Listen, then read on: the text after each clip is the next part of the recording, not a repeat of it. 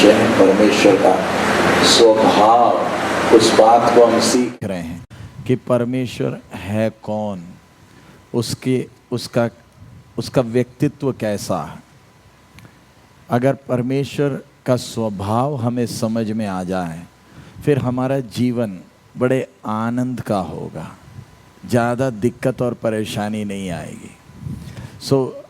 हमारा सौभाग्य है परमेश्वर ने अपना वचन हमें लिखकर, हमारी भाषा में लिखकर हमारे हाथ में दिया है।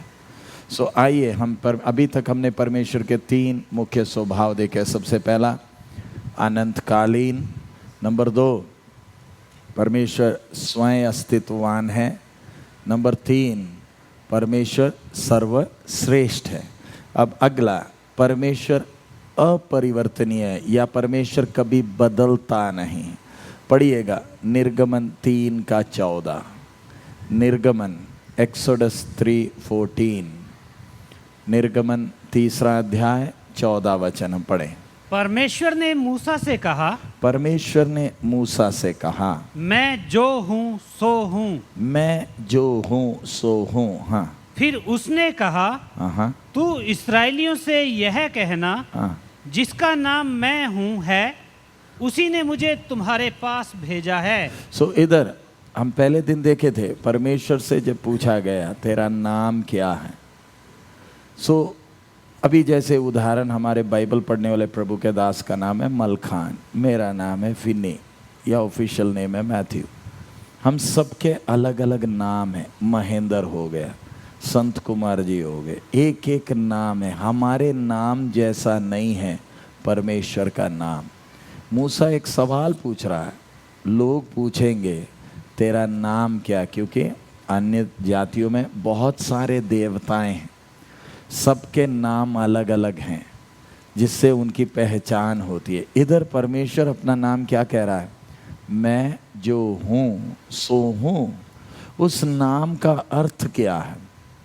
तू अपने आप को मैं हूँ कर कर क्यों बोलता? उसके पीछे का कारण हमने पिछले स्वभाव में देखा, सर्वश्रेष्ठ है। सर्वश्रेष्ठ का मतलब मेरे बराबर कोई और है नहीं, मेरे से ऊंचा भी कोई है नहीं। हमने यशायाह 45 और यशायाह 40 में सीखा है, तुम मेरी तुलना किससे दोगे, किससे मेरा समान क्या करोगे, एक समान ठहराओगे। उसकी तरह कोई और जब है नहीं, मैं हूँ, मैं उसका स्वभाव दिख रहा है। अपरिवर्तनीय का मतलब कभी बदलता नहीं है। उसका मतलब मैं जो हूँ हमेशा मैं ऐसा ही हूँ। मेरे में कभी क्या नहीं आता है, कोई बदलाव आता नहीं। ये विषय समझना थोड़ा मुश्किल है, लेकिन अगर आपको उस बात की गंभीरता समझ में आ गई, आपके आत्मिक जीवन में वो आनंद आएगा, वो स्थिरता आएगा। जीवन में कभी भी डामाडोल नहीं होंगे। बातें तो जीवन में बहुत आएंगी, लेकिन आप हमेशा क्या रहेंगे, स्थिर रहेंगे, अगर आप परमेश्वर के इस स्वभाव को जान लेते हैं।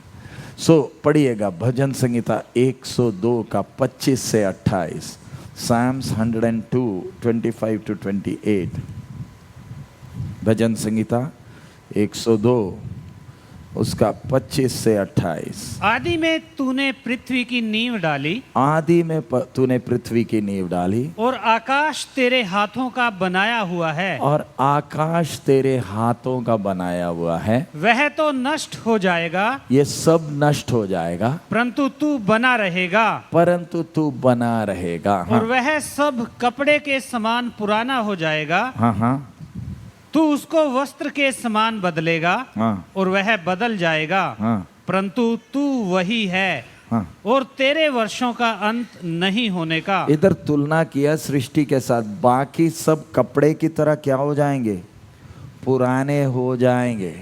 सृष्टि में आप कोई भी चीज को देख लो, सब चीजों में बदलाव आ रहा है। आप पेड़ में लटके हुए एक फल को देखो, छोटा होता है, बड़ा हो जाता है, पहले हरा होता है, फिर पीला हो जाता है, कुछ दिनों के बाद पक कर नीचे गिर जाता है, सड़ जाता है। पेड़ के फल को हमने देखा, इंसान को आप देखो, रोज इसमें क्या आ रहा है, इंसान में बदलाव आ रहा है, इसके सोच में बदलाव आ रहा है। हमारे बच्चों को देखो, एक समय छोटे थे, बोलना नहीं आता था, अब धीरे धीरे बड़े हो गए, इनके सोच बदल गए हैं। इंसान जो बच्चा था नौजवान हो गया, नौजवान था वो क्या हो गया, बूढ़ा हो गया, और जो बूढ़ा था वो चले भी गया। हम जितने भी इधर बैठे, मैं भी, समय के अनुसार हम में क्या आ रहा है, बदलाव आ रहा है। हमारे सोच में बदलाव आ रहा है, हमारे चलने के ढंग में बदलाव आ रहा है, हम सुधर रहे हैं। लेकिन एक ही चीज़ है पूरी सृष्टि में जिसमें कोई बदलाव कभी आया नहीं, ना ही बदलाव का कोई गुंजाइश है। वो कौन है? परमेश्वर है। इसमें बड़े गंभीर विषय है, इसमें हमें तसल्ली भी है, और यही कारण है हमारे अंदर भय भी होना। पढ़िएगा यशाया 41 का 4, यशाया 41 का 4, यशाया 41 का 4।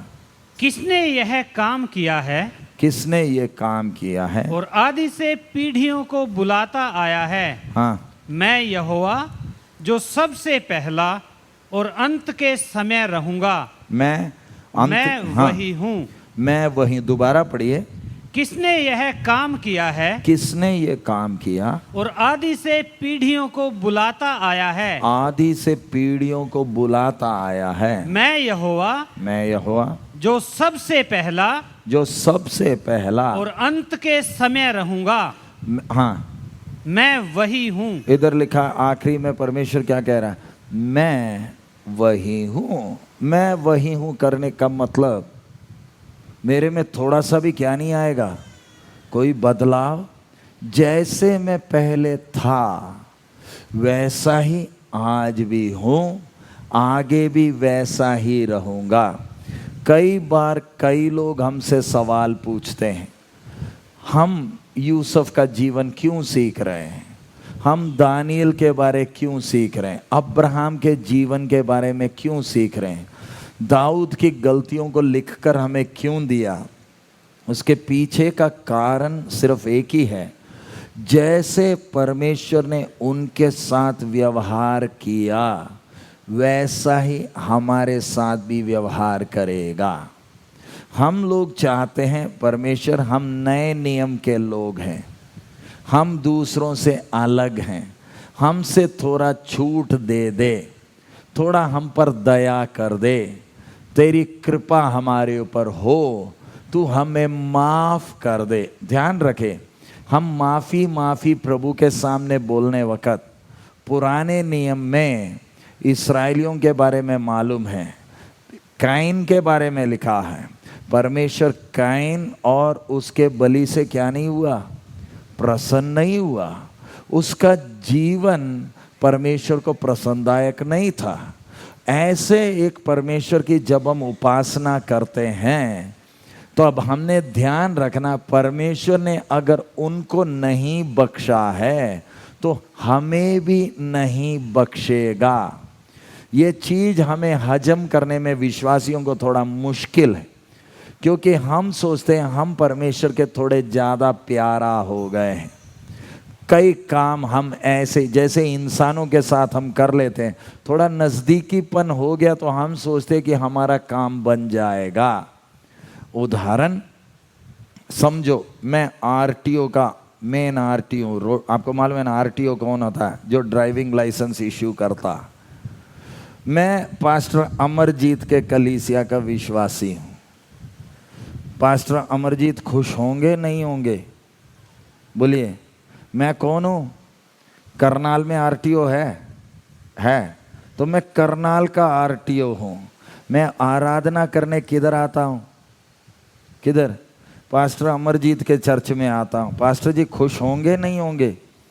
आप विश्वासी लोग भी खुश होंगे नहीं होंगे? क्यों? लाइसेंस की तो अब चिंता करने की ज़रूरत ही नहीं, क्योंकि हम आरटीओ कौन है? हमारे विश्वासी है। और पास्टर अमरजीत मुझे मिलने के लिए जब आते हैं, एक दाढ़ा होगा नहीं होगा? बोलिए, दूसरों के सामने एक दाढ़े के साथ आएंगे। क्यों? मैं आरटीओ का कौन हूँ? पास्टर हूँ। अब मैं मिलने के लिए आया तो पास्टर जी आए तो ऑफिस में मैंने बोला बैठिए, बैठ गए तो बोले पास्टर जी, भाई साहब, ब्रदर जी, कुछ लाइसेंस बनवाने थे, तो मैं वो लेकर आया हूँ। तो आम तौर पर अगर मैं विश्वासी हूँ तो मैं क्या बोलूँ, पास्टर जी चिंता ना करो, दे दो। मैं इधर क्यों आए? आप तो चर्च में ही बोल देते तो क्या हो जाता, काम हो जाना था, है ना। इंसानियत आजकल ऐसी होगा। लेकिन समझिए, समझने के लिए, आप आरटीओ में आ गए, मैं कुर्सी से उठा भी नहीं और इनको बैठने को बोला, और ये बोले जी कुछ लाइसेंस बनवाने थे। मैंने बोला लाइसेंस बनवाने के लिए भाई साहब एक प्रक्रिया है, आप लाइन में खड़े हो जाएं, फॉर्म भर दीजिए, ऑफिस में जाएं। ये अच्छा लगेगा नहीं लगेगा? हाँ जी, अच्छा लगेगा? नहीं ना लगेगा।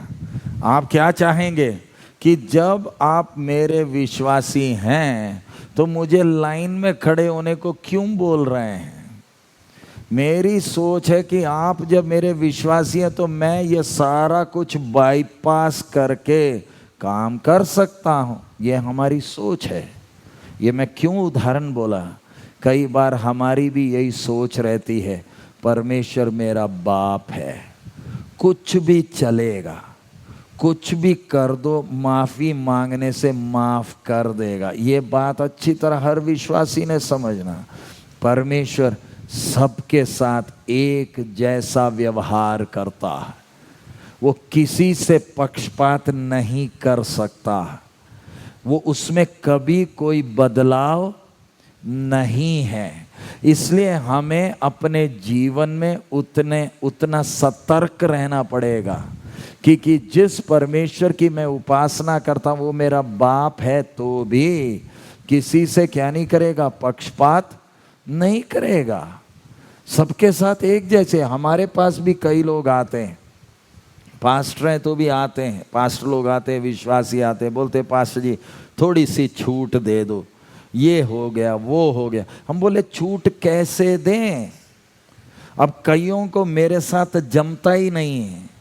क्यों जमता नहीं है? क्योंकि बोलते ये तो छूट देता नहीं है। मैं अगर किसी को छूट दूं तो मैं बाइबल लेकर खड़े नहीं हो सकता, क्योंकि हम जब परमेश्वर की उपस्थिति में सेवा कर रहे हैं, हमने सबको कैसे देखना? एक ही नज़र से देखना।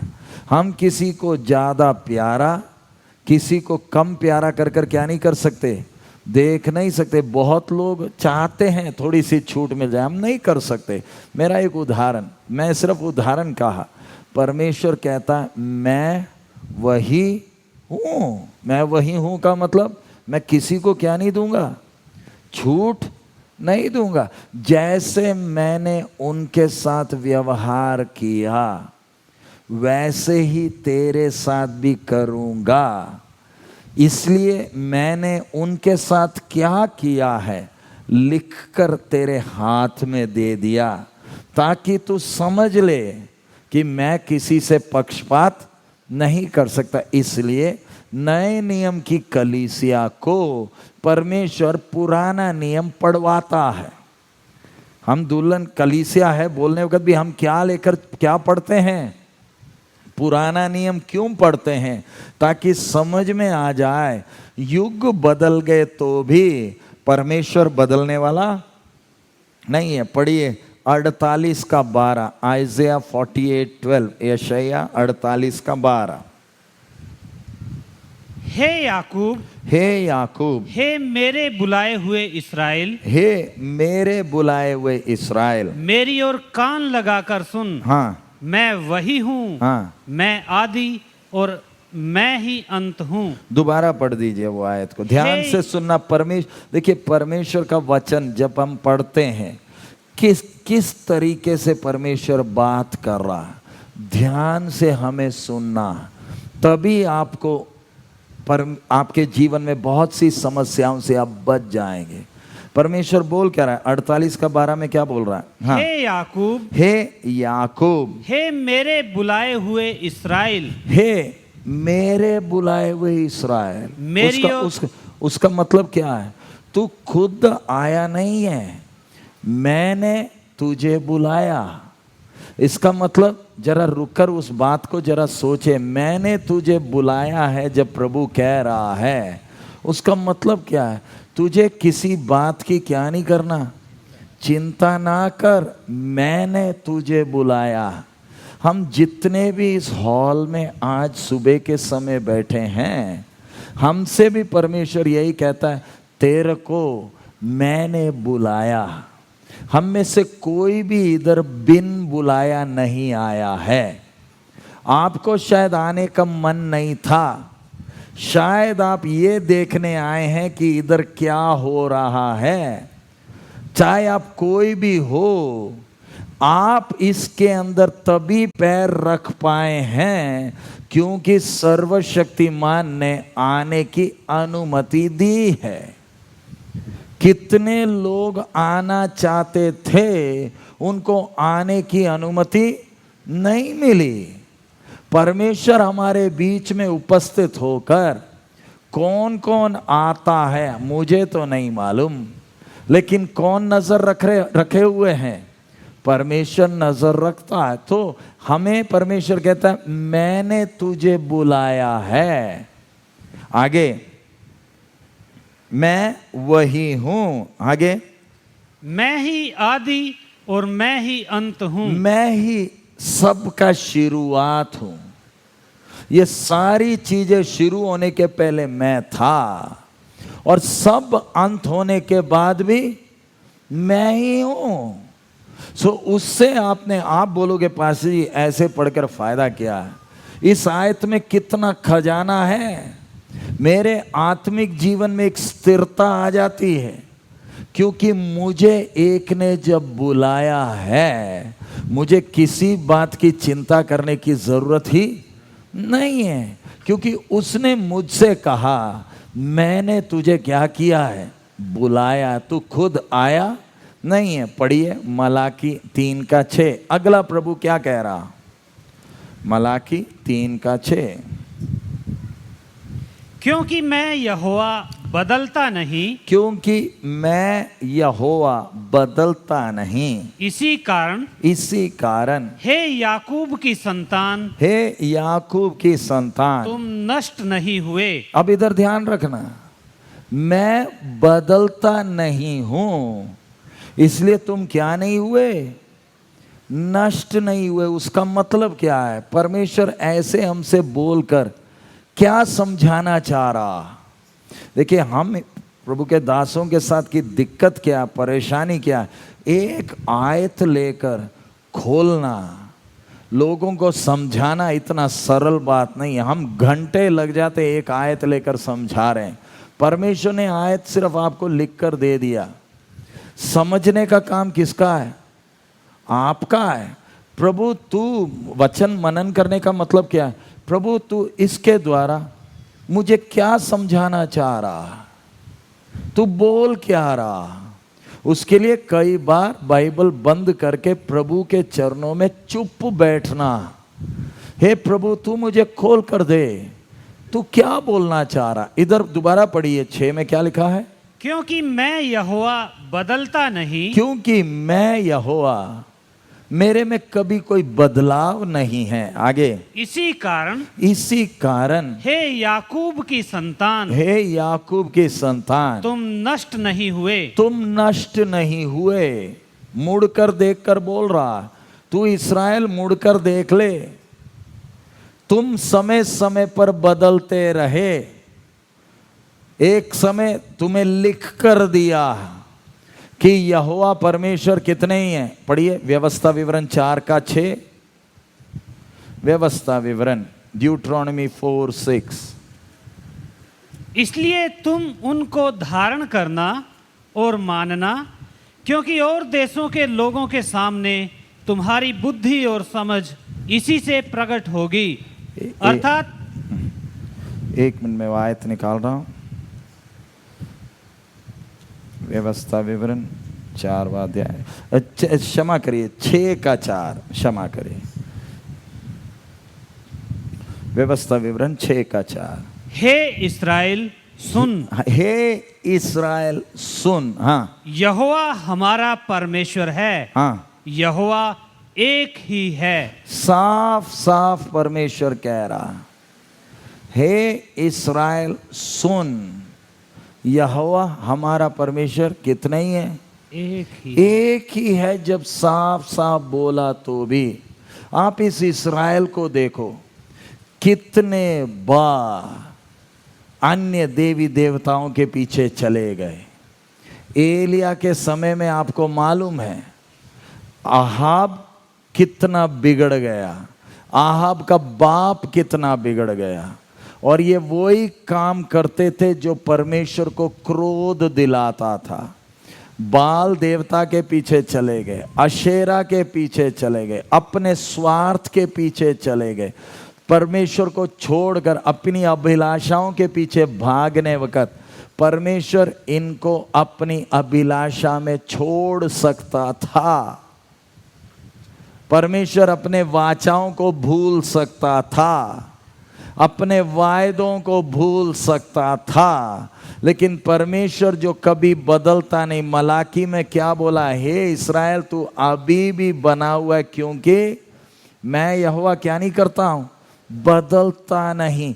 ये इस्राएल कितने बार दाएं बाएं चला गया, फिर भी परमेश्वर वफादार रहकर, अपने वायदों का पक्का रहकर इस्राएल को क्या किया? वापस लेकर आया। इनको गुलामी में भेजा, इनके बीच में नबियों को भेजा। नबी इनको सही बात जब बोलते थे, इन्होंने नबियों को जान से मारा। जब नबी थे तब उसकी इज्जत करते नहीं थे, अपनी अभिलाषाओं के पीछे भागने वक्त फिर परमेश्वर इनको गुलामी में ले गया। पहले बाबुल की गुलामी में चले गए, मंदिर नाश हो गया, सब बर्बाद होकर फिर परमेश्वर इनको वापस लेकर आता था। थोड़े देर सही रहते थे, फिर बिगड़ जाते थे, फिर परमेश्वर डंडे मारता था। वो आप शुरू से इस्राएल का इतिहास देख सकते हैं। अब्राहम को आप देख लीजिए, परमेश्वर ने अब्राहम को बोला था कि जो देश मैं तुझे दूंगा, हाँ तेरे संतान को मैं दूंगा, तेरे को मैं वारिस दूंगा। लेकिन अब्राहम, सारा और हाजरा ने मिलकर क्या प्रोग्राम बनाया? इश्माएल का प्रोग्राम बनाया। तो भी परमेश्वर अपने वायदे का पक्का होने के कारण समय पर किसको दिया? इसहाक को दिया। हम अपने आप को जांच कर आज सुबह के समय देखें, हम इस्राएलियों से अच्छे नहीं हैं। हम उनसे, हमारे पास बाइबल होने के बावजूद भी हम चलते कैसे हैं? आराधना में आकर तो बड़े दिल खोलकर स्तुति तो करते हैं, फिर घर में जाकर हम बदल जाते हैं, हम दुनिया की तरह हो जाते हैं।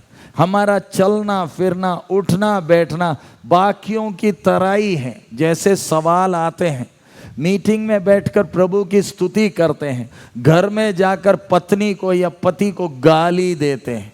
हम में से बहुत से लोग हैं जो क्या भी देते हैं, गाली भी देते हैं, और उसके बाद मीटिंग में आकर बैठकर इसी मुंह से क्या भी करते हैं, प्रभु की स्तुति भी करते हैं। ध्यान रखें, परमेश्वर बदला नहीं है, इसलिए हमें एक और मौका दिया ताकि हम उस परमेश्वर के आदत को क्या कर लें, समझ लें। पढ़ लीजिए रोमी 1:23, रोमियों की पत्री पहला अध्याय, रोमन्स 1:23। और अविनाशी परमेश्वर की महिमा को नाश, उसका 21 से पढ़ लीजिए, रोमी 1:21 से 23। इस कारण कि परमेश्वर को जानने पर भी उन्होंने परमेश्वर के योग्य बढ़ाई और धन्यवाद न किया, परंतु व्यर्थ विचार करने लगे, यहाँ तक कि उनका निर्बुद्धि मन अंधेरा हो गया। वे अपने आप को बुद्धिमान जताकर मूर्ख बन गए और अविनाशी परमेश्वर की महिमा को नान मनुष्य और पक्षियों और चौपायों और रेंगने वाले जंतुओं की मूर्त की समानता में बदल डाला। अब इधर ध्यान से सब, परमेश्वर को मूर्ति पूजा से इतना नफरत क्यों है? कान खोलकर समझना। एक सवाल, हे प्रभु तू इतना महान है, तेरे को किसी ने कभी देखा नहीं, हमने तो देखा नहीं, इसलिए हमने हाथ से एक छोटी सी मूर्त बनाई, पत्थर का हो चाहे लकड़ी का हो चाहे सोने का हो, हमने एक मूर्त बनाई। तो तेरे को इस मूर्त से इतना नफरत क्यों है? तूने क्यों लिख कर दिया है कि आकाश के नीचे पृथ्वी के ऊपर क्या ना बनाना? मूर्त नहीं बनाना। तूने क्यों ऐसे लिख कर रखा? उसका कारण अच्छी तरह समझना। ऐसी आज्ञा क्यों दी? क्योंकि हम जो भी मूर्त बनाते हैं उस मूर्त को जरा देखें, या तो इंसान की तरह होगा या तो कोई जानवर का रूप होगा, क्योंकि हमने परमेश्वर को देखा नहीं, इसलिए जो दिखता है उसके रूप में हमने एक चीज बना दी और हम सोचते हैं ये परमेश्वर का कोई रूप होगा। लेकिन ध्यान रखें, परमेश्वर उस रूप को किस नजर से देखता? परमेश्वर देखने के बाद ये तो कोई आदमी का रूप है या एक जानवर का रूप है। आदमी या जानवर दोनों में बदलाव आता है। ये छोटे होते हैं, फिर बड़े हो जाते हैं, फिर बूढ़े हो जाते हैं, मर जाते हैं, सड़ जाते हैं, मिट्टी से आए हैं मिट्टी में मिल जाते हैं, बदलते रहते हैं। सो परमेश्वर कहता है तू क्या सोचता है कि जैसे ये इंसान बदलता, क्या मैं भी बदलता हूं? तूने जो रूप बनाए इन सब में क्या आता है? बदलाव आता है। मेरी तुलना इन किसी से नहीं करना, क्योंकि मुझ में क्या नहीं है? कोई बदलाव नहीं है। परमेश्वर हमेशा एक सा है, उसके वायद, उसके व्यक्तित्व में कोई बदलाव नहीं है, उसके उम्र में कोई बदलाव नहीं। नंबर 2, परमेश्वर खुद जब बदलता नहीं है, परमेश्वर के वायदे में भी क्या नहीं है? कोई बदलाव नहीं है। कितनी बड़ी तसल्ली है! उसके वायदे जैसे अब्राहम के पास दिए थे, वही वायदे आज भी वैसे के वैसे ताजा हैं। नंबर 3, अगर उसके स्वभाव में फर्क नहीं है, उसके वायदे में कोई बदलाव नहीं है, तो उसके योजना में भी कोई बदलाव नहीं है। उसने जो पहले तय किया है उसी को वो पूरा भी करेगा। बीच में अपने प्रोग्राम को क्या नहीं करेगा? बदलेगा नहीं, क्योंकि उसमें खुद में क्या नहीं है? कोई बदलाव है नहीं। पढ़िए इब्रानी 1:11 और 12। इब्रानियों की पत्री पहला अध्याय, Hebrews 1:11 and 12। वे तो नष्ट हो जाएंगे परंतु तू बना रहेगा, और वे सब वस्त्र के समान पुराने हो जाएंगे, और तू उन्हें चादर के समान लपेटेगा, और वे वस्त्र के समान बदल जाएंगे, पर तू वही है और तेरे वर्षों का अंत न होगा। तू वही है और तेरे वर्षों का अंत ना होगा। 11 का शुरू में क्या लिखा है? वे तो नष्ट हो जाएंगे। वे तो नष्ट हो जाएंगे। कौन? ये सारी सृष्टि नष्ट हो जाएगी। हाँ, आगे। परंतु तू बना रहेगा, परंतु तेरे में कोई बदलाव नहीं है। आगे याकूब 1:17। याकूब, जेम्स 1:17। क्योंकि हर एक अच्छा वरदान और हर एक उत्तम दान ऊपर ही से है और ज्योतियों के पिता की ओर से मिलता है, जिसमें न तो कोई परिवर्तन हो सकता है, जिसमें ना कोई परिवर्तन हो सकता है, और न अदल बदल के कारण उस पर छाया पड़ती है। उसमें ध्यान से, उसमें ना तो परिवर्तन हो सकता है और ना ही अदल बदल के कारण छाया पड़ सकती है। उसका मतलब जो उसने पहले से बोला आज भी ऐसा ही है। उसके कोई भी नियम उसका कोई भी स्वभाव क्या नहीं हुआ, बदला। हम इंसानों का स्वभाव क्या हो रहा है, गलतियां करते करते समय के बीतने के कारण हम में क्या आ रहा है, हमारे सोच में क्या आ रहा है, बदलाव आ रहा। हम सीख रहे हैं, हम सुधर रहे हैं। हम पापी थे, हम परमेश्वर के उस कद तक बढ़ रहे हैं, लेकिन परमेश्वर के साथ की बात वो कभी बढ़ता नहीं, हमेशा कैसा ही है, एक जैसा है। और उसमें कोई अदल बदल के कारण क्या भी नहीं है, कोई छाया भी नहीं पड़ती।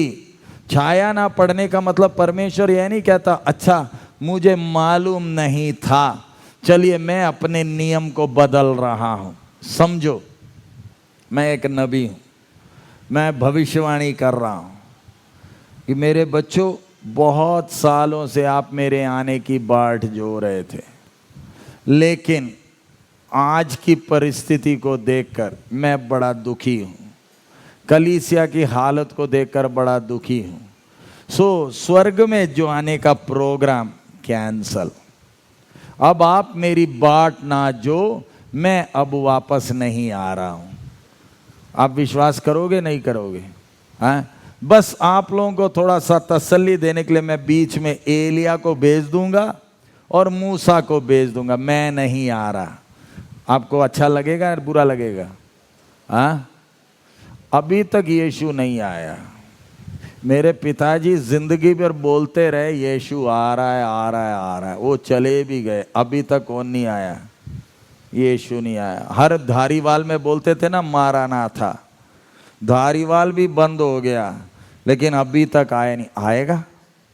हाँ, क्या मालूम, प्रोग्राम कैंसिल ही हो गया हो। हाँ जी, शायद पादरी लोग आपको बुद्धू बनाने के लिए क्या बोल रहे हैं, आ रहा है, आ रहा है, आ रहा है। क्या मालूम प्रोग्राम ही कैंसिल हो गया हो। आएगा नहीं आएगा?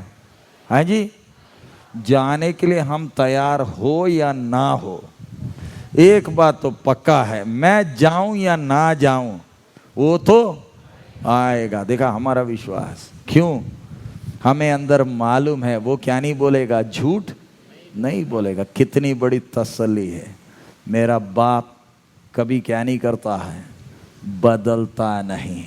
अगर मेरा परमेश्वर बदल गया होता, अगर हमारी तरह परमेश्वर भी मूडी होता, हम करते क्या, हमारी हालत क्या होनी थी? अगर हमारा परमेश्वर भी बीच बीच में सो जाता, बीमार पड़ जाता, हम करते क्या?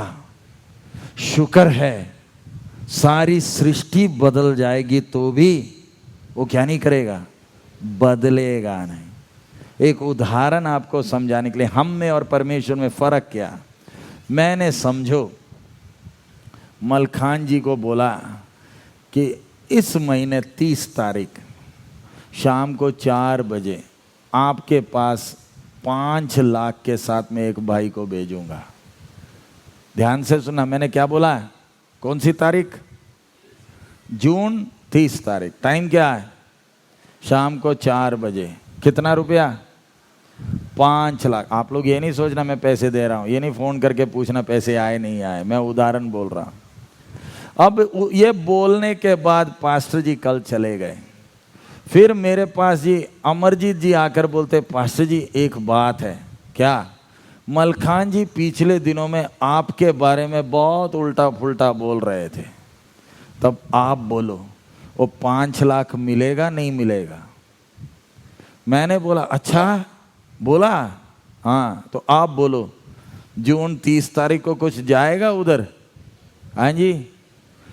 अमल खान जी तो बड़े मजे से बैठे हैं, क्या सोचकर? 30 तारीख हो गया, 2 तारीख हो गया, 5 तारीख हो गया, तब भी कोई पैसे क्यों? पास्टर जी आप बोले थे। मैंने बोला बोला तो था, मैंने बोला था, बोल रहा हूं नहीं बोलूंगा, मैं बोलूंगा बोला था। लेकिन बाद में सुनने में आया आपने मेरे बारे में बहुत उल्टा पुल्टा बोला, इसलिए 5 लाख भूल जाओ। हम ऐसी हैं? बोलो हम ऐसी है ना? लेकिन अगर परमेश्वर है बेशक अमरजीत पास्टर ने मुझे आकर बोला तो भी, बेशक मलखान जी ने उल्टा फुल्टा बोला है तो भी, जो दिन बोला था उस दिन किसी और को नहीं भेजा, मैं खुद 5 लाख लेकर मलखान जी के पास पहुंचा हूं। आप बोलो मलखान जी में कोई असर होगा नहीं होगा? एक बदलाव आएगा ना। मैंने इनको उल्टा बहुत कुछ बोला, इनको मालूम है तो भी अपने वायदे का पक्का है। कोई इंसान अपने वायदे का पक्का नहीं है, लेकिन हमारा सौभाग्य, हम दाएं बाएं चले जाते हैं तो भी हमारा बाप आज तक हमारे साथ क्या है? विश्वास योग्य है। वो कभी भी बदला नहीं है। इसलिए हम अपने बाप के चरणों में जब आते हैं, हमारे सिर क्या हैं? झुके हैं। हे प्रभु, तू आज तक मेरे साथ विश्वास योग्य। पढ़िए 2 तिमोथी 2:13 क्या लिखा? 2 तिमोथी 2:13। यदि हम अविश्वासी भी हों, यदि हम अविश्वासी भी हों, तो भी वह विश्वास योग्य बना रहता है। तो भी वह हमारे साथ विश्वास योग्य बना रहता है। हाँ, क्योंकि वह आप अपना इनकार नहीं कर सकता। क्योंकि वह आप अपना इनकार, यानी हमारा सौभाग्य, हमारा सौभाग्य है। दुनिया इधर उधर पूजा पाठ भक्ति सब करने वक्त उनको ये बोला जाता पिछले जन्म का भुगत रहे हो, लेकिन हम दाएं बाएं चले जाते हैं तो भी हमें जो मिले हुए वायदा 2016 में भी कैसे हैं? आज भी ताज़ा है। उदाहरण, आप अगर मेरे पास आकर पूछेंगे पास्टर जी पापा जी की सीडी चाहिए, मैं तो बोलूँगा हाँ है, पुराने हैं, नया ताज़ा सीडी कुछ नहीं, क्योंकि वो क्या हो गए? चले गए। उनकी सीडियाँ हम सुनते हैं, हमें याद आता है, पुरानी है, लेकिन ये किताब कभी भी क्या नहीं हुई है? पुरानी नहीं है। ये किताब हमेशा मेरे लिए ताज़ा ही ताज़ा है। परमेश्वर ये नहीं कह रहा मैंने कहा था, वो आज भी मुझसे क्या कहता है? मैं वही हूँ, मुझ में कोई क्या नहीं है? बदलाव नहीं है। पढ़िएगा इब्रानी 6:13 से 18, एक गंभीर विषय है। इब्रानी Hebrews 6:13-18, ध्यान से हर विश्वासी ने पढ़ना। परमेश्वर ने अब्राहम से प्रतिज्ञा करते समय जब शपथ खाने के लिए किसी को अपने से बड़ा न पाया, तो अपनी ही शपथ खाकर कहा, मैं सचमुच तुझे आशीष दूंगा और तेरी संतान को बढ़ाता जाऊंगा। और इस रीति से उसने धीरज धरकर प्रतिज्ञा की हुई बात प्राप्त की। अब इधर दोबारा वही चीज पढ़ दीजिए ध्यान से, ताकि धीरे धीरे हम समझ पाए। हाँ, परमेश्वर ने अब्राहम से प्रतिज्ञा करते समय, परमेश्वर ने अब्राहम से क्या किया? प्रतिज्ञा। यानी हमारा सौभाग्य आप देखें, सर्वशक्तिमान हम इंसानों के साथ क्या भी करता है? प्रतिज्ञा। ये किताब क्या है? परमेश्वर के क्या हैं? वायदे हैं। दूसरे दुनिया के लोगों को देखो, उनके पास वायदे नहीं हैं, वो अपने कर्मों पर भरोसा कर रहे हैं। वो बोलते कर्म सबसे बड़ा धर्म है, इसलिए उनको अच्छे कर्म करना पड़ता है। क्यों? वो सोचते हैं अच्छे कर्म करेंगे तो हम पुण्य कमा पाएंगे, इसलिए अच्छे कर्म करने की कोशिश कर रहे हैं। लेकिन बिल्कुल विपरीत हमें देखें, हमारा जीवन कर्मों पर आधारित नहीं है। हम अच्छे कर्म क्यों करते हैं? पुण्य कमाने के लिए नहीं। हमारे परमेश्वर ने हमसे वायदे किए हैं। इंसानों के वायदे जैसे नहीं है परमेश्वर के वायदे। उसने वायदे करने के कारण, मेरा परमेश्वर से संबंध होने के कारण मैं अच्छे काम करता हूँ। पुण्य कमाने के लिए मैं नहीं कर रहा, लेकिन अच्छा बनने के कारण मैं अच्छे काम कर रहा हूँ। सो इधर हम देखते परमेश्वर का आदत सर्वशक्तिमान। कल हमने पढ़ा था कि हम जो पृथ्वी के घेरे के ऊपर क्या है? विराजमान है, हम इंसान उसके सामने क्या हैं? टिड्डी हैं। तो आप जरा देखें, मैं एक छोटी सी चींटी को देखकर मैं अगर वायदा करूंगा, चींटी तेरे से मैं वायदा करता हूं, तू इधर से उधर तक जाएगा ना, तेरे को कोई नहीं छुएगा, तो आप मुझे देखकर क्या बोलोगे? दिमाग खराब है। किससे वायदा कर रहा? चींटी से वायदा करने की जरूरत है? तू क्या है, वो क्या है, तू उससे वायदा क्यों कर रहा? जरा सोचकर देखिए, सर्वशक्तिमान परमेश्वर जिसने हमें मिट्टी से बनाया, वो हमें क्या कर दिया? उसने अपने वायदे दिए हैं। लेकिन दुख की बात हमारे साथ क्या है? सर्वशक्तिमान ने जो वायदे किए तो भी हमें उन वायदों पर भरोसा नहीं है। हम आज परेशान क्यों हैं? आप अपने जीवन में बच्चों की शादी, मकान, नौकरी, बाकी झमेले, ये सबसे आप परेशान क्यों हैं? क्योंकि परमेश्वर के वायदे पर आपको क्या नहीं है? भरोसा है नहीं।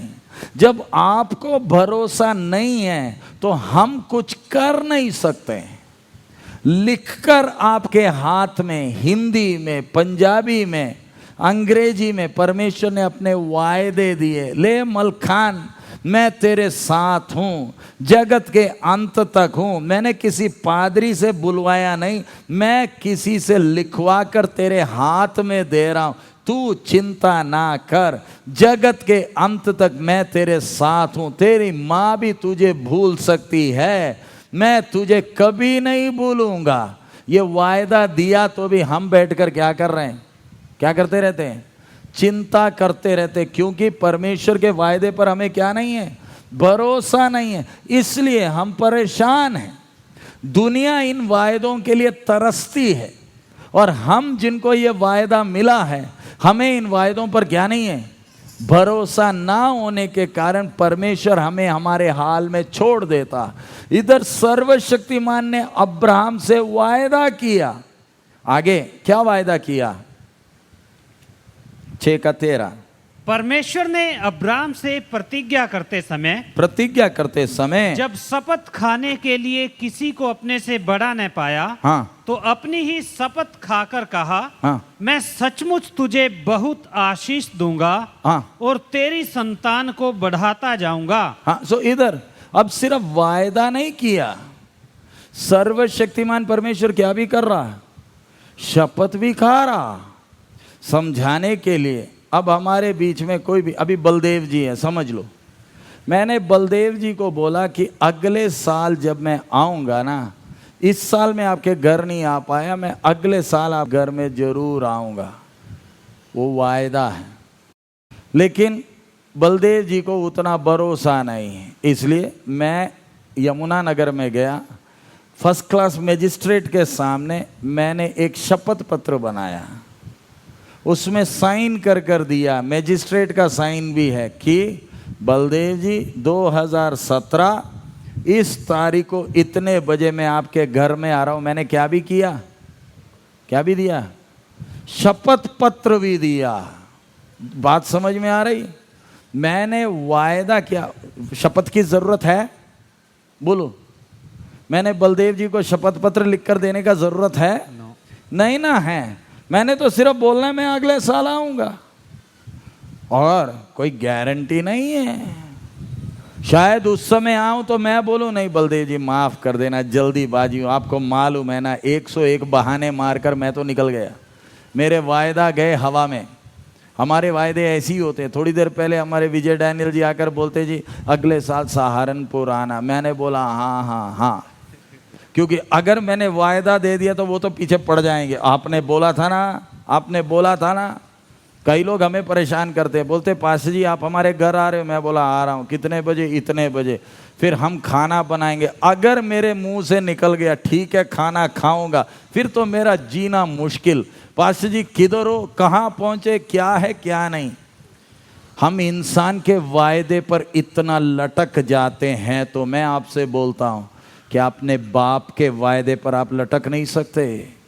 प्रार्थना क्या है? हे बाप तूने बोला है, अगर आप में से किसी ने पवित्र आत्मा का भरपूरी अभी तक नहीं पाया, बाप ने वायदा किया, मांगेगा तो मैं क्या करूंगा, दूंगा। लटक जाओ उसी वायदे पर, वो आपको देगा, क्योंकि अपने वायदे का क्या है, पक्का। इधर हम देख रहे हैं परमेश्वर ने क्या भी किया, शपथ भी खाई है, वायदा भी किया और क्या भी कर रहा है, शपथ भी खा रहा है। किसके सामने? एक अब्राहम जिसके जीवन में कितनी गलतियां हैं। उसको परमेश्वर ने बोला था मैं तुझे बेटा दूंगा, इंतजार नहीं किया, इश्माएल आ गया, फिर भी परमेश्वर ने वायदा पूरा किया नहीं किया? बोलिए। 100 की उम्र में क्या दिया? सिर्फ अब्राहम नहीं, आपके और मेरे जीवन में भी। आप अपने आप को झांक कर देखें, क्या परमेश्वर आज भी सच्चा है?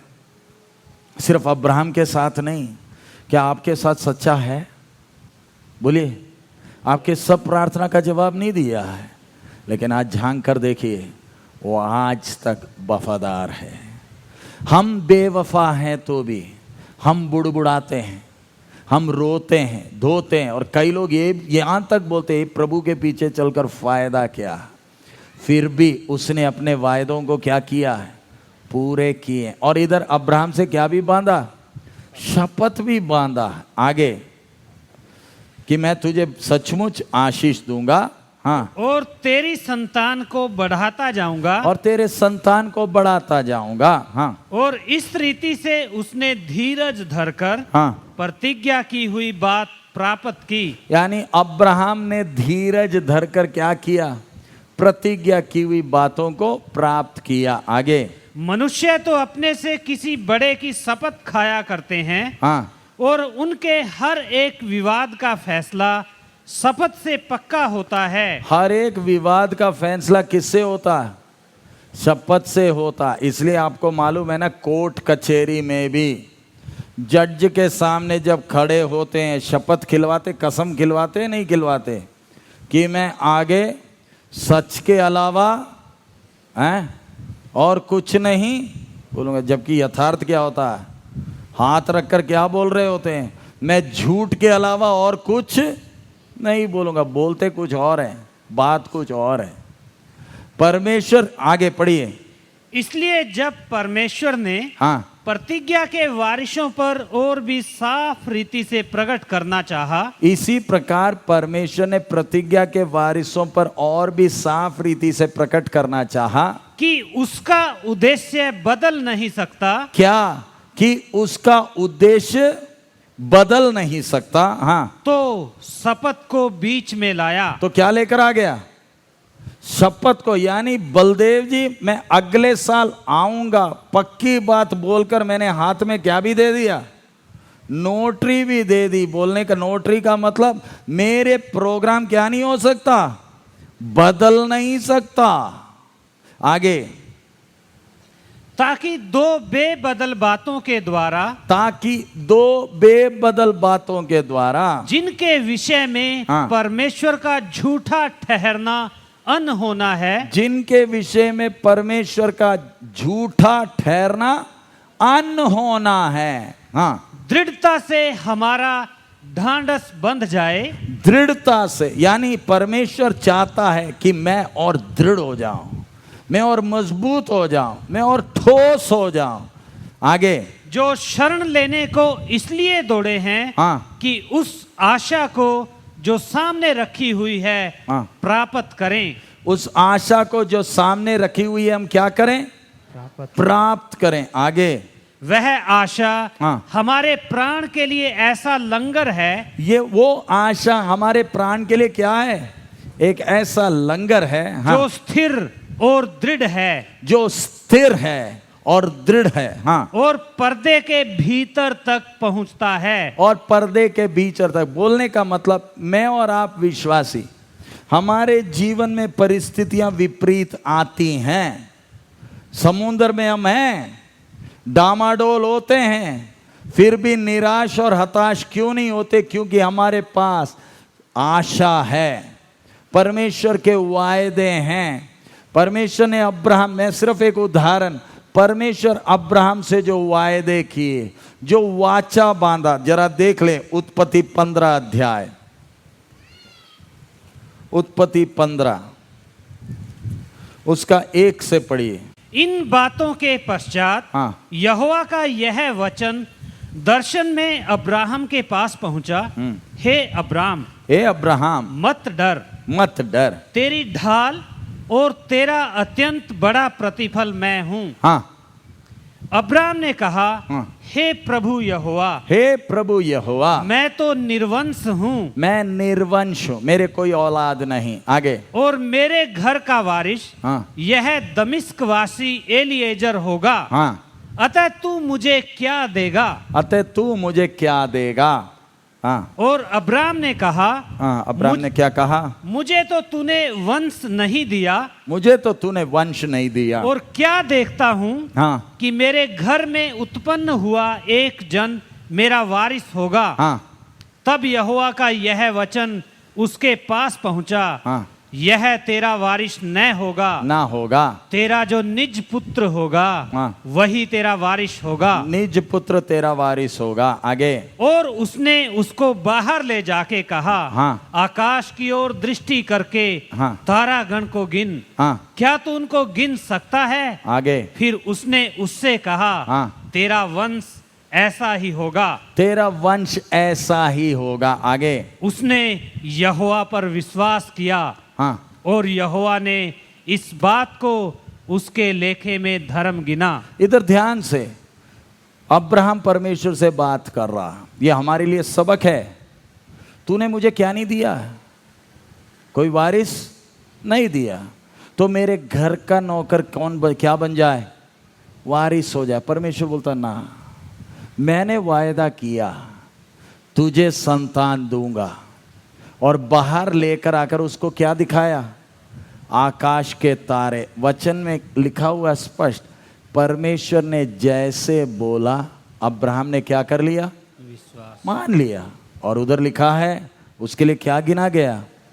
अगर आप वचन में दिए गए वायदे पर आंख बंद कर कर विश्वास करेंगे तो परमेश्वर अपने वायदों को पूरा करने के लिए क्या है? सच्चा है। लेकिन हमें उस वायदे पर विश्वास क्यों नहीं हो पाता? क्योंकि हमने अपने अंदर अपनी इच्छाएं पाल रखी हैं, अपनी खुद की योजनाएं हमारे अंदर हैं। इसलिए हमें परमेश्वर के वायदे पर क्या नहीं हो पा रहा? भरोसा नहीं हो पा रहा। अब आगे हम देखते हैं, उसका 7 पढ़ लीजिए, 7वां। तब उसने उससे कहा, हाँ। मैं वही यहोवा हूँ, मैं वही यहोवा हूँ जो तुझे कसदियों के ऊर नगर से हाँ। बाहर ले आया, कसदिए के ऊर से बाहर ले आया, कि तुझको इस देश का अधिकार दूं। हाँ। उसने कहा, हाँ। हे प्रभु यहोवा, हाँ। मैं कैसे जानूं हाँ। कि मैं इसका अधिकारी हूँगा? अब अगला सवाल, हे प्रभु तू मुझे कसदिए के ऊर से इधर लाया, कनान में लाया, मुझे कैसे मालूम चलेगा कि मैं इसका वारिस हूं? जरा देखिए, हमारी तरह का इंसान परमेश्वर से बात करता कैसे? अब्राहम भी बात कर रहा है, और कौन भी बात कर रहा? परमेश्वर भी बात कर रहा।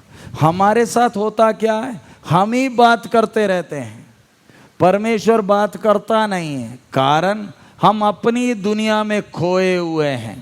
इधर हम पढ़ रहे हैं, अब्राहम बात कर रहा है, बेटे के बारे बात किया, परमेश्वर ने उसको वायदा दिया। अब अगला बात, अब्राहम बोलता है ठीक है बेटे का बात हो गया, अब देश का बात। अब मुझे कैसे मालूम चलेगा कि कनान का मैं वारिस हूं? तब परमेश्वर ने क्या कहा?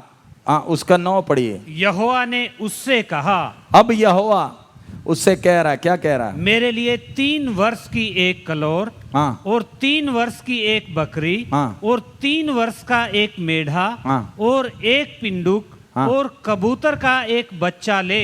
हाँ। इन सबों को लेकर उसने बीच में से 2 टुकड़े कर दिया, हाँ। और टुकड़ों को आमने सामने रखा, हाँ। पर चिड़ियों को उसने टुकड़े नहीं किए। हाँ। जब मांसाहारी पक्षी, अब इधर, अब अब्राहम को परमेश्वर ने क्या कहा?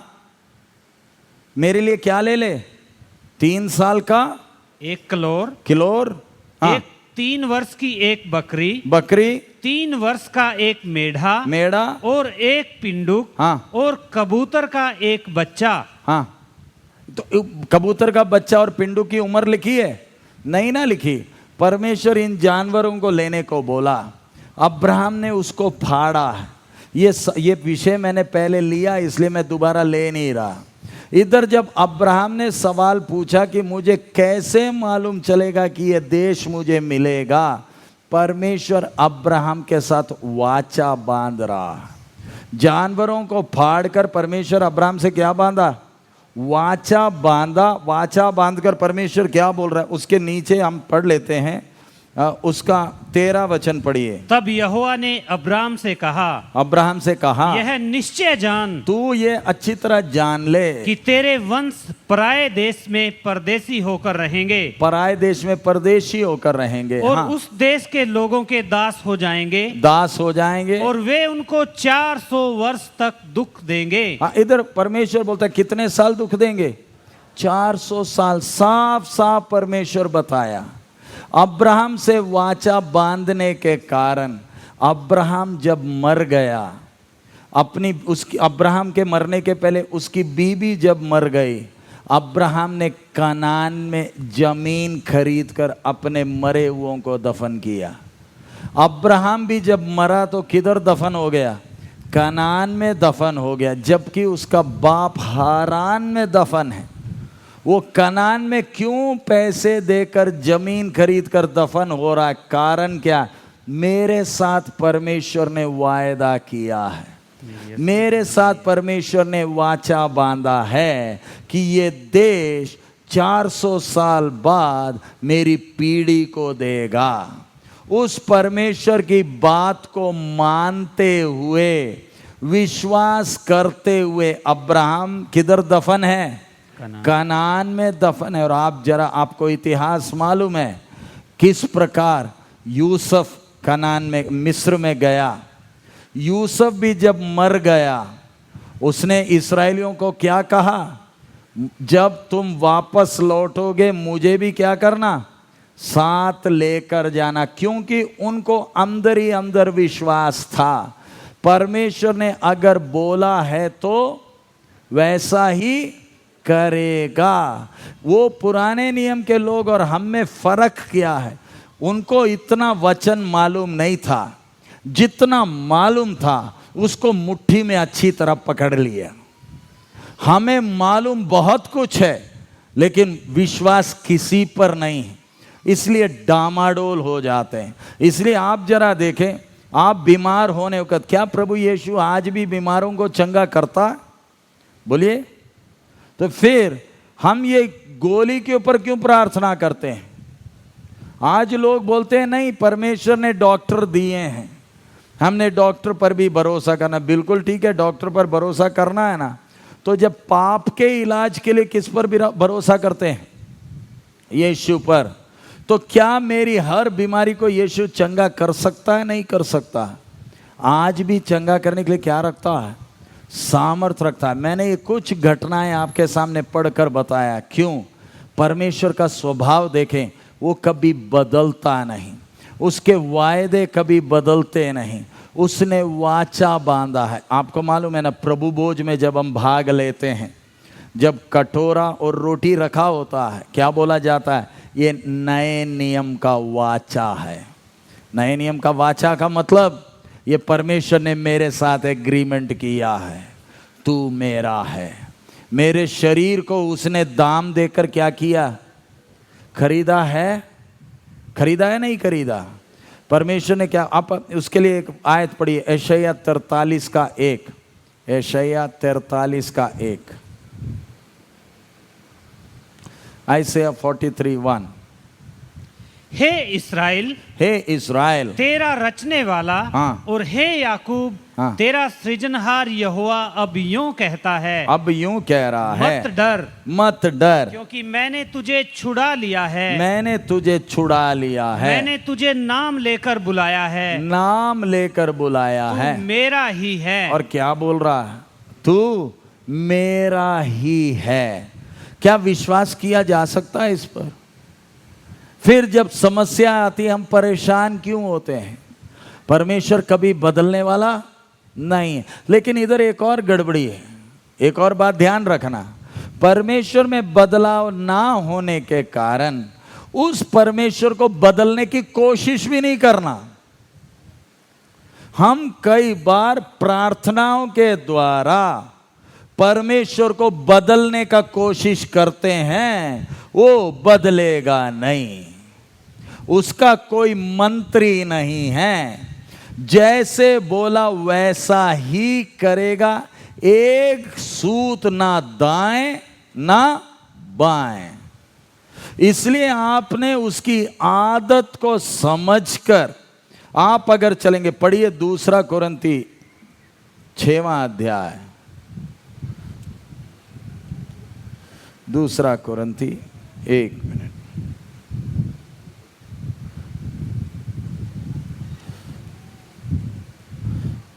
6:14 से पढ़िए, 14 से 18, ध्यान से सुनना।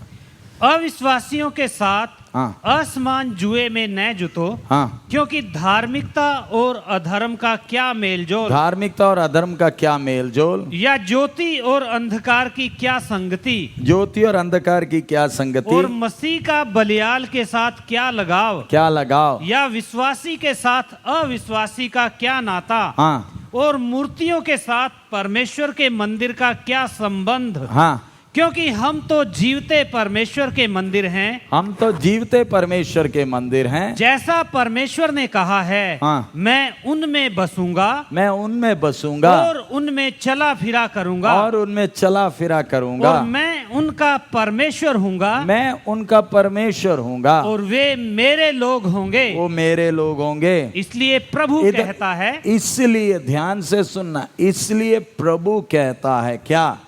उनके बीच में से निकलो, उनके बीच में से निकलो और अलग रहो, और अलग रहो, और अशुद्ध वस्तु को मत छुओ, अशुद्ध वस्तु को मत छुओ, तो हाँ। मैं तुम्हें ग्रहण करूंगा। तो मैं तुम्हें ग्रहण करूंगा। परमेश्वर के वायदे हमारे जीवन में पूरे होने हैं तो परमेश्वर के शर्तों को भी मानना है।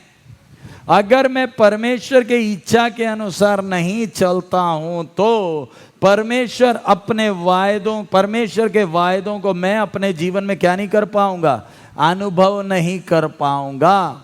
आज बहुत से लोग बेचैन क्यों हैं? क्योंकि परमेश्वर की इच्छा से दाएं बाएं हटे हुए हैं। इसलिए आज अभी हम प्रार्थना करने जा रहे हैं। वचन इतना सीखा है।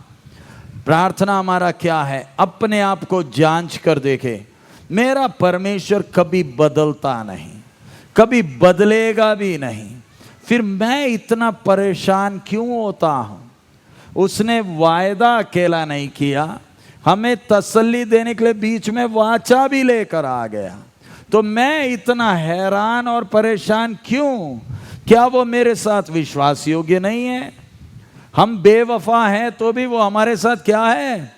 वफादार है। आइए अपने सिरों को झुकाएं, थोड़ी देर अपने आप को जांचें, अपने जीवन को जांचें। सिर्फ वचन सीखना काफी नहीं, अपने आप को जांचते हुए परमेश्वर से बातें करें। मेरा बाप कभी बदला नहीं है, कभी बदलेगा नहीं, उसमें अदल बदल के कारण कभी छाया पड़ती नहीं है, हमेशा एक सा है। हमारे जीवन में उसने किए भलाइयों को जरा देखें, फिर अपने से पूछें, मैं इतना निराश क्यों? क्या उसने वायदे नहीं दिए? हालेलुया। मुंह खोलकर बातें करें। हालेलुया। सिर्फ वचन सीखना काफी नहीं है। हालेलुया। अभी तक प्रभु की आवाज सुन रहे थे, अब आप बातें करें।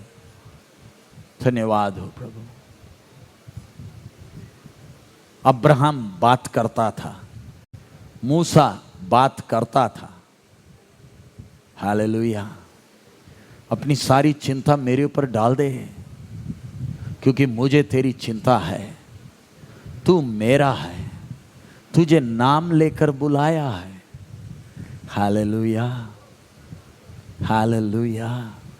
जब वो वायदों को हम ध्यान करते हैं, अपने आप अंदर आग लगती है। मुझ नालायक से परमेश्वर ने वायदा किया, मुझ धोखेबाज के साथ परमेश्वर ने वायदा किया। हालेलुया, स्तुति हो, स्तुति हो। आकाश बदल जाएगा, पृथ्वी बदल जाएगा, लेकिन हमारा प्रभु कभी बदलने वाला नहीं। उसका प्रोग्राम कभी बदलेगा नहीं। हालेलुया। आज तक विश्वास योग्य रहा है। हम उसके वफादारी पर सवाल क्यों उठाते हैं? Hallelujah, hallelujah, hallelujah. अगर कोई इंसान हमसे वायदा करता है, हम उस वायदे पर लटक जाते हैं। बाप के वायदे पर क्यों नहीं? धन्यवाद हो, स्तुति, स्तुति हो। हालेलुया। वो केवल इस्राएलियों का नहीं, मेरा बाप है। प्रभु हमसे पूछता है, क्या मेरे वायदे सच्चे हैं? क्या आज भी मैं चंगा करता हूं? हालेलुया। मेरे में कोई बदलाव नहीं आया। Hallelujah, hallelujah. स्तुति हो, स्तुति हो। Hallelujah, hallelujah. मुंह खोलकर अगर प्रार्थना करने का मन करता है तो प्रार्थना करें।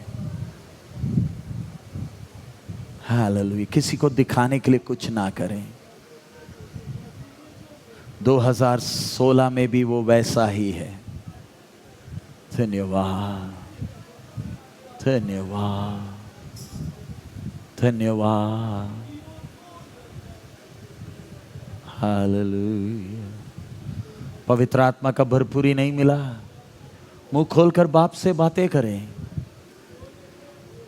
आत्मा के वरदानों के लिए प्रभु से विनती करें। आज सुबह, आज इस दोपहर के समय वो वही है। मैं वही हूं, उसने कहा। मांग, मैं दूंगा। लेकिन मांगते वक्त वो दिल की गहराई से मांगे। अभी वो आपको वो अनुभव देगा। अगर आत्मा में ठंडे हो गए, बोले प्रभु से, प्रभु तू क्षमा कर, मुझे वो आत्मा में ताजगी अभी तू दे। हमारा समय खत्म हो रहा है। हालेलुया। पृथ्वी से जाने का टाइम नजदीक आ रहा है। हालेलुया। भलरबशम दिरिबहारि बिदिरिबि खमम दिरबरुबौदल बलबाल बाबा दिरबल बलबौडला दिरिबिन बलबेर बंदिरबिन बशकाना दिने बेरा बादिरा बार बद बलबेर बम दिरिबिन बौडला राकदरा बाबा बाबा बाबा। Hallelujah, hallelujah, hallelujah. तेरी जय जयकार, तेरी जय जयकार। Hallelujah, hallelujah. धन्यवाद प्रभु, तेरी स्तुति हो, तेरी स्तुति हो, तेरी स्तुति हो। हालेलुया। धन्यवाद, धन्यवाद, धन्यवाद, धन्यवाद प्रभु। तेरी स्तुति, तेरी स्तुति, तेरी स्तुति। Hallelujah, hallelujah, hallelujah, hallelujah, hallelujah, hallelujah. धन्यवाद प्रभु, धन्यवाद। उसका कोई भी वायदा ना होता अधूरा, हर एक वायदा उसका होता है पूरा, उसका कोई भी वायदा, उसका कोई भी वायदा ना होता अधूरा। हर एक वायदा उसका होता है पूरा, उसका कोई भी वायदा, उसके आने का वायदा भी पूरा होगा। देखेगा सारा जहां, उसके आने का वायदा भी पूरा होगा। देखेगा सारा जहां, हम मिलेंगे बादलों पर, हम मिलेंगे बादलों पर। देखेगा सारा जहां, नीले आसमान के पार जाएंगे। मेरा यीशु रहता वहाँ, नीले आसमान के पार जाएंगे। मेरा यीशु रहता वहाँ। ये विश्वास है मेरा जो होगा पूरा, सपना ये मेरा ना रहेगा अधूरा। ये विश्वास है मेरा, ये विश्वास है मेरा जो होगा पूरा, सपना ये मेरा ना रहेगा अधूरा। ये विश्वास से मेरा फिर संग संग रहेंगे अपने यीशु के। देखेगा सारा जहां, संग संग हम रहेंगे अपने यीशु के। देखेगा सारा जहां, हम मिलेंगे बादलों पर, हम मिलेंगे। मेरा प्रभु कभी नहीं बदलेगा, बादलों हालेलुया, वो हमेशा एक साथ। देखेगा सारा जहां, नीले आसमान के पार जाएंगे। हालेलुया, उसके वायदों को याद कर कर उसकी आराधना करें। हालेलुया, नीले आसमान के पार जाएंगे। हालेलुया, मेरा यीशु रहता वहाँ, हम मिलेंगे बादलों पर, हम मिलेंगे हालेलुया, बादलों पर। हालेलुया, मेरा प्रभु कभी बदला नहीं, कभी बदलेगा भी नहीं। हालेलुया, नीले आसमान के पार जाएंगे। मेरा यीशु रहता वहाँ, नीले आसमान के पार जाएंगे। मेरा यीशु रहता वहाँ। हालेलुया, हालेलुया, हालेलुया, उसका वायदा कोई भी अधूरा नहीं होगा। हालेलुया, उसने मेरे से वायदा किया है, सिर्फ इस्राएल से नहीं, सिर्फ अब्राहम से नहीं। प्रभु की आमद देरी है। कल आप जब अपने गांव में जाते हैं, उस तसल्ली के साथ जाएं, उसने मेरे से वायदे किए हैं, वो कभी बदलेगा नहीं। हालेलुया, हालेलुया, जय जयकार, जय जयकार। अपनी सारी चिंता मुझ पर डाल, क्योंकि मुझे तेरी चिंता है। बहुमूल्य वायदे उसने दिए हैं, जगत के अंत तक मैं तेरे साथ रहूंगा। हालेलुया, धन्यवाद। प्रार्थना करें। हमारे प्रेमी प्रभु, हम आपका धन्यवाद देते हैं, तुझे जानने का ये सौभाग्य दिया। तू कभी बदला नहीं है, तू कभी नहीं बदला है प्रभु। हम मानते हैं हम बहुत बार बदल चुके हैं, लेकिन आज इस दोपहर के समय वापस तेरे चरणों में आते हैं बाप, तुझ पर भरोसा करने के लिए, तेरे वायदों पर भरोसा करते हुए चलने के लिए तू हमें सहायता कर। तेरे वचन के लिए धन्यवाद देते हैं। सारी चिंताओं को दूर फेंकते हुए उस तेरे साथ के उस संबंध के आनंद को चखने के लिए तू हमें सहायता कर। आगे भी तू हमसे बात कर। यीशु मसीह के मधुर नाम से हम मांगते हैं।